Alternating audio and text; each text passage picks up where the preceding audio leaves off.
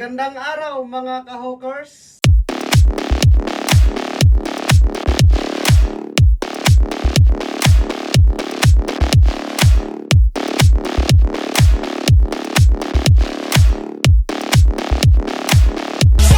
So mga ka-hawkers, sa episode na ito na ipapakita ko sa inyo, ipapakita ko ang dalawang klase ng tayo ng crane. So ano ba ang mga ito? Mayroon tayong dalawang klase sa pagtayo ng crane na yung tinatawag nilang inner at saka outer. So ano ba ang mga ito?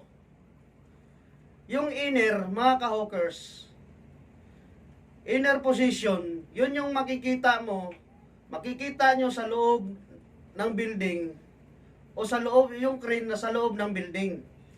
Kung alin man sa part ng building na napapaloob yung isang crane, ayun ay tinatawag nilang inner position. So, ano naman itong outer position o yung tinatawag nilang freestanding?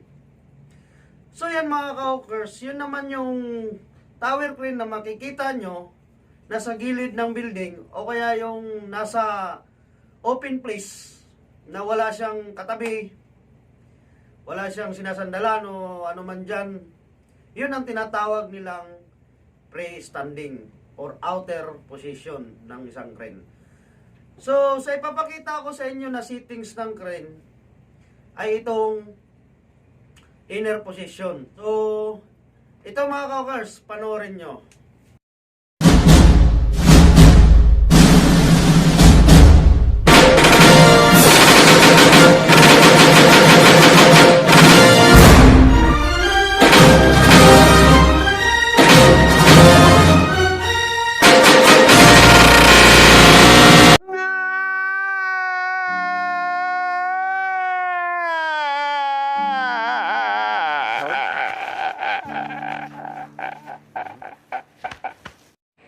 So ito na po yung ka-hawkers, yung pinapatungan lang ng unit natin. Ayan, may cooler yan, may dalawang beam, no? Kung saan nakapatong lang yung mother piece nya, yung pinaka piece ng crane. Tagos po yan dun sa taas. Ayan, mayroon po yung hydraulic jack dito na siyang nagpapataas pag sakaling papataasan yung crane, no? Ito yung pinaka hydraulic jack. So dito lang po yung pinapatungan ng crane natin. So naka full wheel naman yan. May anchor siya dito na siya nag-iipit ng crane. Ayan, pag gusto nyo. So hanggang dito lang po yun, wala na yan sa baba. Doon yung galing, pinutol lang nila. Dito naman nilipat, dito naman pinatong. So ayan, naka full wheel po yan. May dalawang beam. So mayroon din doon sa taas, dalawa rin na siyang sumusuporta.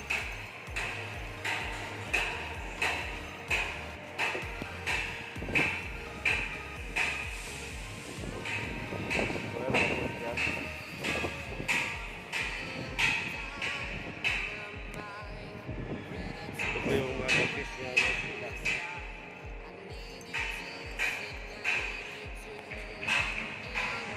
Maiksi na yan, pinakabis niya na siyang pumapatong dito sa dalawang I-beam na to.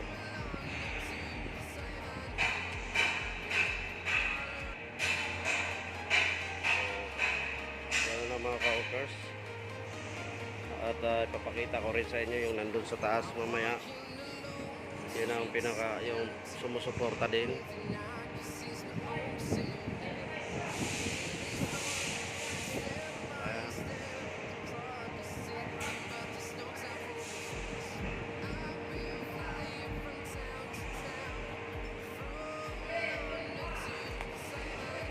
So nakapatong lang yan, no? Nakapatong lang ito sa dalawang beam. At mayroon ding dalawa sa taas na siyang umiipit din. Sumusuporta dito sa dalawang beam na pinapatungan. So ito yung kaibahan ng inner at outer mga ka-hawkers. Yung outer kasi nasa labas yun, yung tinatawag freestanding, nasa labas ng building ko yun. Bracket naman yun, naka-bound naman yun sa ano, may pundasyon naman yun. At mayroon ng mga bracket sa gilid. So yan ang hydraulic jack niya, oh. Na yan ang nagpapataas ng ano, kung sakaling papataasin nila. Pag tumaas na yung building, kaya magtataka kayo kung bakit paano itinataas yung crane na yan. Po yung ginagamit hydraulic jack ito. Dinadyakan po yung crane papunta doon sa taas para tumaas.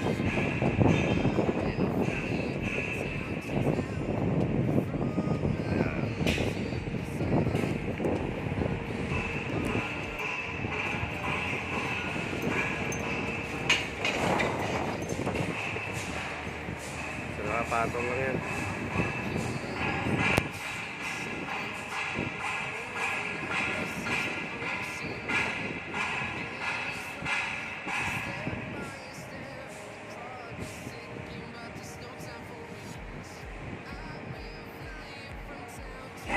One eternity later. Another one.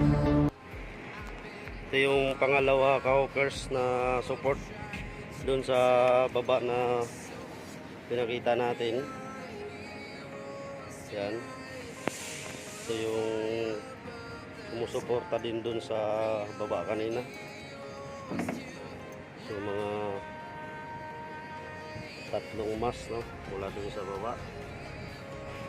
Yan. Ito lang yung pinapatungan o sumusuporta doon sa pinapatungan ng unit natin.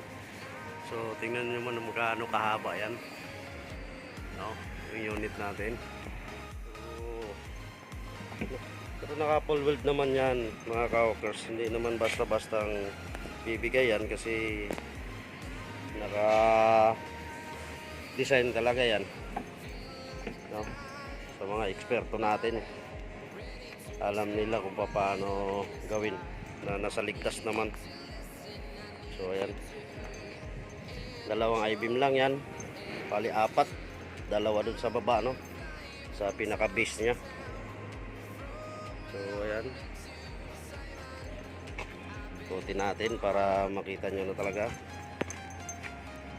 Ayan,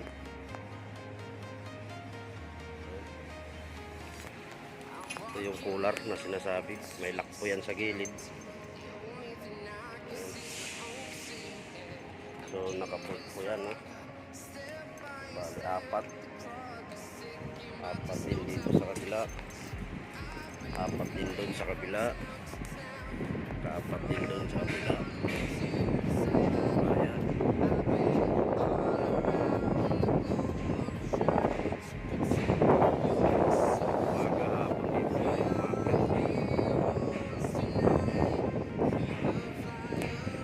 So ngayon alam nyo na mga ka-hawkers yung kaibahan ng inner tsaka outer, no?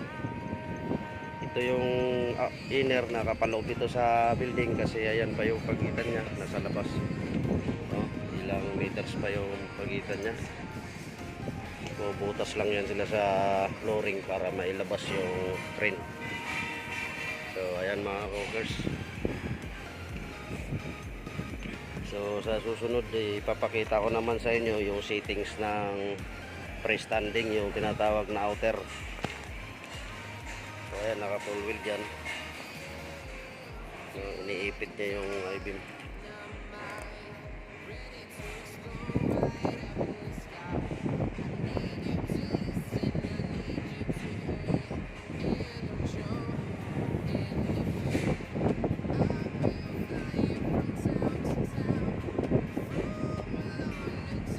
So ayan mga ka-hawkers, siguro sa part 2 na siguro ng episode natin, doon ko naman ipapakita sa inyo ang freestanding naman, yung outer na sinasabi. So yan lamang, sana may matutunan kayo sa dalawang klase ng pagtayo ng crane. Shoutout nga pala doon sa mga patuloy na sumusuporta sa aking channel. Dahil dito sa Kahawk TV, kayo ang bida.